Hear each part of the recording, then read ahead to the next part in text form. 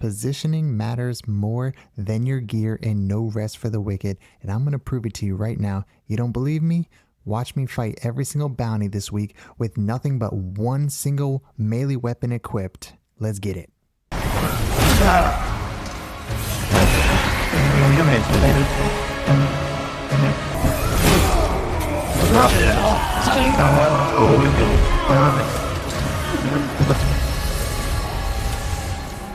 Alright, let's take a look at this week's bounties. We've got a man down at Mariner's Keep, a monstrous visage at Lowland Meadows, Abomination at the Shallows, and Deranged Council at the Black Trench. Let's look at the build I'm using. Health 30, stamina 21, everything at strength besides faith 63, and 3 points into focus. Obviously, it is a light build, fast build. I've only got a level 13 Hope Shorn, so that is an under-leveled scythe as well. I'm using the scythe specifically because I'm practicing for a Grim Reaper build that I'm going to be making. All right, let's get into it. If you like playing and talking about ARPGs like No Rest for the Wicked, or you have a limited time to play games because of your family, you're a dad, or you have a full-time job, then you're just like me. Subscribe now. I've got a lot of future content on the way. Okay, first bounty is pretty simple.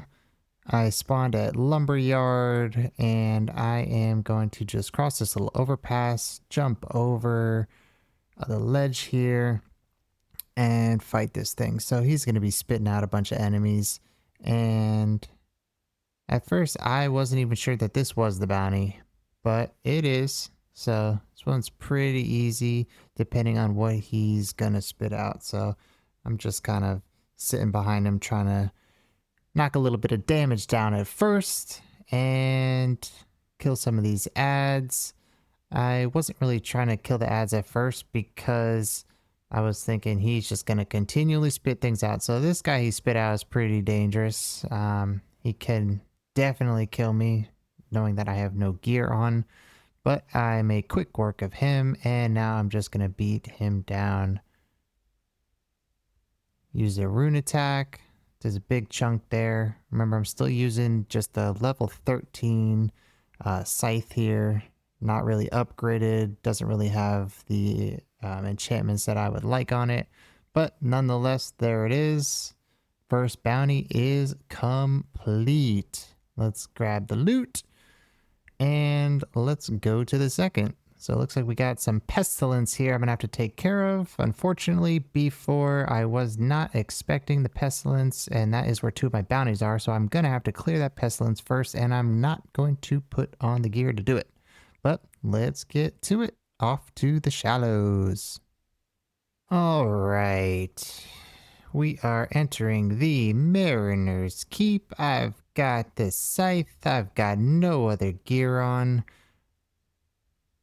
Got a bear heart right there. And we are going to fight this bounty. I don't mind this bounty too much, but those two little ads bother me so much. They have those little needles that they throw out, so it's crazy. But as the video is titled, we're all about positioning, and this big bad can definitely kill these for me. So that's what my plan is. I am going to just kind of roll around, stay outside of range, try not to do too much, wait for my opportunity. I am aggroing a lot here, and I definitely don't want that bear near me. If that bear hits you, you will bleed, and with the no equipment, that is going to hurt. So it looks like something just took down one of the smaller ads that I don't like. I'm going to do a couple rolls, kind of train this guy out to the edge, get a couple hits in while I can. I really love using the light builds, and it is working out so far. So just keep rolling, keeping my distance. That guy is throwing spears at me, so that is making it a little bit harder because I don't know when he's throwing them because he is far, but he just put some damage down on the bounty here. And I think I've got about 5 enemies chasing me down right now. Looks like another one of the bounty just got killed. So it is just the big boy now. And he is swinging that sword around, doing a bunch of circles. I still have all of my heals besides one. I think I used one heal during this fight so far. And I got the bounty. He's dead, but we still got this last guy. Oh, let's cheese him. Cheese him with the potion, and he is done. All right. So that is bounty number 2 done with. So we've got 2 more to go. One in the shallows, which I'm going to have to clear the pestilence for to get. And one, oh, almost forgot the plague ichor.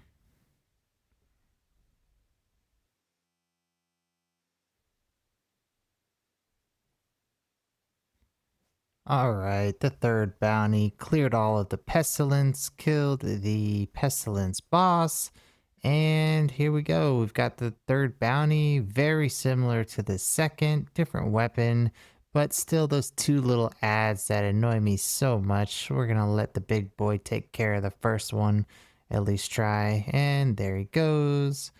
Oh, doesn't even look like he's part of it. It's just the big boy. So these 2 little guys are just mobs that are here, have nothing to do with the bounty, but positioning is key. I am going to stay away from those big attacks and just try to find an opening and just pick apart, get a little bit of focus and use that focus to drop the big slams. That's what the strat's going to be. So just roll around. Sometimes you can get a good parry off on these, but knowing that I have no equipment, if I don't get that perfect parry off, I am going to eat it.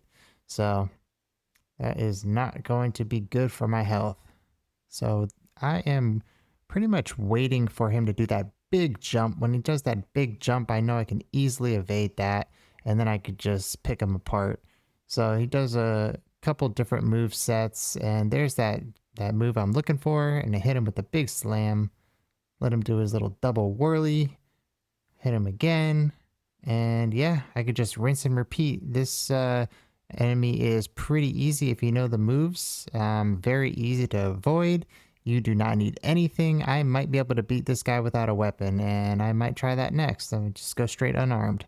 So he's going to do his little stab spear. He's going to have a slam attack. He's got some swipes, and then he's got that big jump attack. There's the double whirly bird. And yeah, let's see. This guy should be quick work coming up. Does his little scream. Here comes the swing. Little uppercut. Sometimes he throws in a little variant that catches me off guard, but I am trying to keep my distance. Having that light build makes it super easy. Stamina stays up, and I can just keep backing down. But there you have it. That is number 3, and just showing that I still have no gear on. Let's get to the 4th. All right, we are here to fight the Deranged Council in the Black Trench Sewers.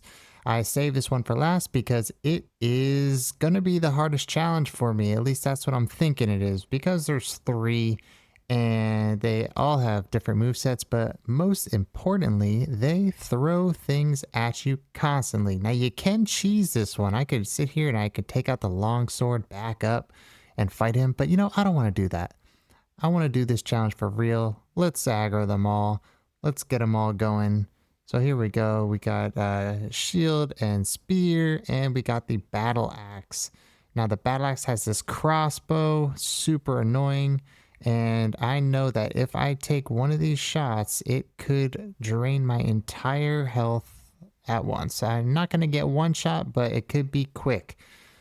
So we've got this fire spitter here, and the main thing with the throwables is I can't see them half the time because I'm training them away. So if I'm pulling, the long sword to the corner, I could get hit with the crossbow without even know the bolt's coming. Look at that. I did see that one coming, and I still took it to the chest.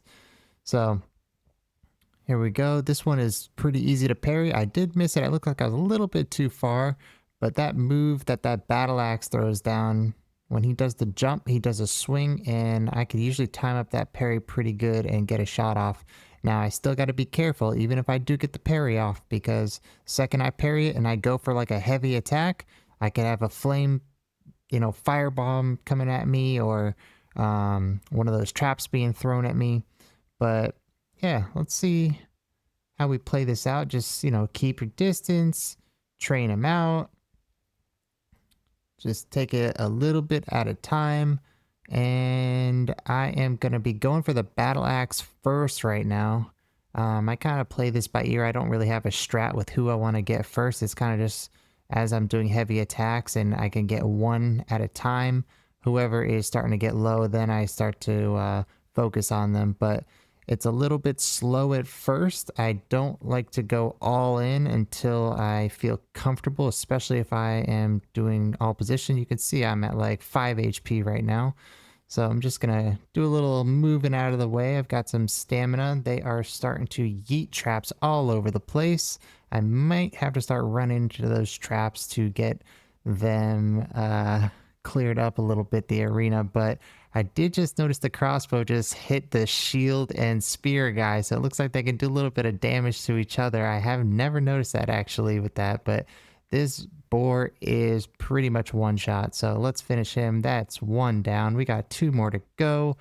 Here comes the longsword coming in for the stab there, and I've got the flames about to be spit at me, so I'm surprised I didn't get hit by that, honestly. Throwing some more traps out. Just top off. I know that I pretty much got this in the bag at this point, so I'm going to use a heal just to make sure I finish it off. And I did take that fire. That is no bueno for me. And look at that combo that I let hit me. I cannot believe I am still alive after that, but I am. It is a good thing that the boar with the battle axe is taken down. I've got probably 10 traps down on the field right now. But let's kind of look at that smoke. That fog effect in the arena is super nice. Look at it clearing away as I'm kind of walking through it. I really like that. And it's going to clear when they take these swings too. Look at that. That is so beautiful. This game's art style is awesome. Okay. Take a couple swings. He is almost stunned, but I'm a little nervous to go in to fully stun him because if I do, I could take the sword on the other side while I'm trying to hit the guy who is stunned. So when there is more than one enemy, you really have to keep your spacing. It is all about spacing. Now, if I did have a bunch of gear on, if I was still in a light equip load, this would be much easier. But what I'm trying to showcase here is the fact that you can do a lot without gear. I see on Reddit all the time, hey, what's going on like with this build? Is this okay? How can I make this better? And yeah, I mean, you can definitely make it better for like the Crucible and the end game runs, but look at that. Got them all down. That is the challenge, but pretty much what I'm saying is you don't need the gear if you know the movesets. If you can evade, if you can position, you can get it done. So that's all four for the week. Well, there you have it. What do you think? Does positioning beat gear? I mean, obviously there are some builds that are indestructible, but when it comes down to it, you don't need the gear. All you need is the positioning. Appreciate it, and remember, get better every day, even if it's a little ugly. Gigs out.